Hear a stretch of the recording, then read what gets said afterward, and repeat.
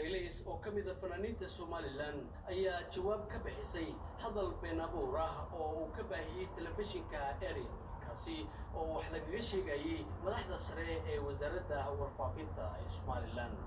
Ileys oo si cad leh uga jawaabaysa arrintaasina waxay tiri xaqiiqdii horta saaka aad iyo aad waayo marka la guuleeyo adduunyada waxaana ku jirin marka la geliyo aad iyo aad u badan qofku markuu afkiisa isagu wax ka yiraahdo kama qoomeynayo waayo waad ugu tala gashay laakiin waxaad ugu tala gelin hadii ummadda lagu caayo ama lagu aflagaadeeyo aad iyo aad baad uga xumaanaysaa horta waxaan aad iyo aad uga raali gelinayaa wasiirkayga warfaafinta iyo agaasimahayga guud waxaan leeyahay raalli ahaada igama geey anigu waxaan imika ay halka ku soo qoran igama geeyaan afkaygina maaha idin mana oranayo horeyna idin ma oran imika idin oran maayo way igama geeyaan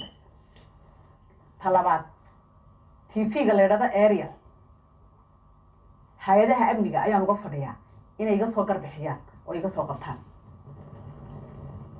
qoraalana anagu shaqada ku lahayn inay baraha bulshada ku maxaan ku faafiyaan oo anagu shaqo ku lahayn inay ku faafiyaan dayma qabato oo waliba cay ah oo wax allaari iyo waxaan nolosheeda inta nool aan hadan xitaa walana aanan oranaynin inay baraha bulshada ku ay maxaan ku faafiyaan ima qabato marka waxaan leeyahay intii ka xanaaqdana waan ka raali gelinaya anigu shaqo ku meli TV-gan anigu dad uga garanaya saaka markii dadku ii soo direen ilaa weydiiyay waan garan waayay xaqiiqda markaan runta ka sheegaday qoraalka inta la eegna haddaan garanayo anu deedda iskuuladaas habeen anigu u shaqo tagi lahaa macallimad ka noqon lahaa marka maxaa la yiraahdaa waxaan leeyahay waa dadka ka daaya handadka iyo beenta qof aan waxba waru haynin oo aan waxa shaqada ku lahayn haddaad maalin walba ku ganacsataan ka warnad lacag ku doontaan ka war yaani mushkiladeeda lahayn war dadka ka daaya waxaad media u gelinaysaa dadka sharaftooda ha ku ciyaarina oo been ha ka sheegina